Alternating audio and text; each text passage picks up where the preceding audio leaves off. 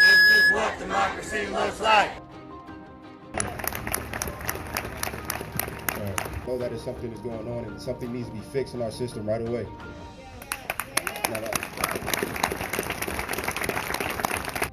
I encourage every one of you, like my man was talking about community. As a community, we need to make sure everybody around you is educated on what really the problem is. Because the more people know, and you might just be talking to your friend group. You might just be, it doesn't have to be a big group like this, but I promise if you say something, you acknowledge it, and your friend understands what you're talking about, they're gonna go to their friends, they're gonna go to their people. It's just, it's a building thing. Shut it down! We don't get it! Shut it down! We don't get it! Shut it down! We don't get it! In a society, in a racist society, it is not enough to be non-racist. We must be anti-racist. And in the words of Angela Davis, we have to act as if it were possible to radically transform the world. And we have to do it all the time.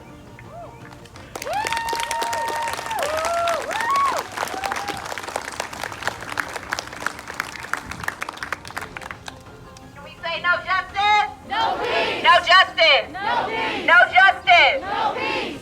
We're not living in peaceful times right now. There is going to be no peace. Back in, I believe, 2016, Colin Kaepernick took a knee. That was about the most peaceful protest that you could do. And what happened to Colin Kaepernick? Crucified. Blackballed. Shunned from the NFL. He got some of the most disrespect from your president, because he's not my president, from your president, Donald Trump. There is no more peace. After George Floyd, when an officer took it upon himself to kneel on his neck for 8 minutes, 47 seconds, it's way too long. There's no peace right now. 2016, Alton Sterling, Philando Castile were killed by police. That was 2 weeks after personally I won a pageant title. And if any of you know anything about pageants, you're supposed to be neutral. You're supposed to be in the middle. You represent everybody in the community. But I decided I can't be neutral. There's no way that I could see Philando Castile and Alton Sterling, who look like my dad, being gunned down by police officers and people justifying his murder. There is no more peace. We protested back in 2016. We were outraged back in 2016. And then what happened? People went to work. People realized the officers are not going to get convicted. So there's nothing else we can do. Some people stayed silent. Some people made no noise at all. So I look at 2020, and I do not want a repeat of our past. America, if you have not realized, has never been on anything truthful. They took black people from Africa and brought us here. Then there was lynching. Then there was mass incarceration. They tried to bomb black communities that were building themselves up with businesses. Police officers started catching slaves. That's the origin of police officers. It's never been on anything honest and truthful. They say land of the free. It's not been free for us at all. And so in 2020, I need you guys to keep speaking up. You need to keep protesting. This is literally everybody's fight. And if you decide to stay silent, then you are part of the problem. When I come to these protests, in my head I say, okay, I need to make a speech because I need to write some stuff down so that I don't miss any points. But as I start to write stuff down, I'll be up here forever because the list of all the injustices in America is ridiculous. I literally had to shed a tear because we kept saying name after name after name after name. People who got no justice at all. It's ridiculous that there's a group of people that we call police officers who say they protect and serve us. Who are they protecting and serving when there's mothers that are crying because they don't have their kids at night? No justice, no peace! No justice, no peace! No justice, no peace! No justice, no peace!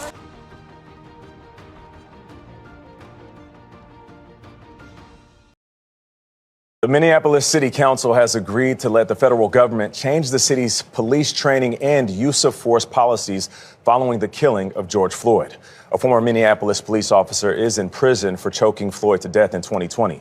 The agreement follows a 2-year Justice Department investigation that found officers used excessive force and violated people's rights. The new agreement says police must use the lowest level of force needed to ensure their safety when making an arrest. Officers will be required to intervene when they see another officer break the department rules. And police can no longer put children under the age of 14 in handcuffs. The Minneapolis police will also be under long-term court supervision. Amadou Diallo, Michael Brown, and George Floyd should be alive today. The system responsible for their deaths continues to receive monstrous portions of funding in comparison to essential social services, despite the sharp declines in crime rates since the early 1990s.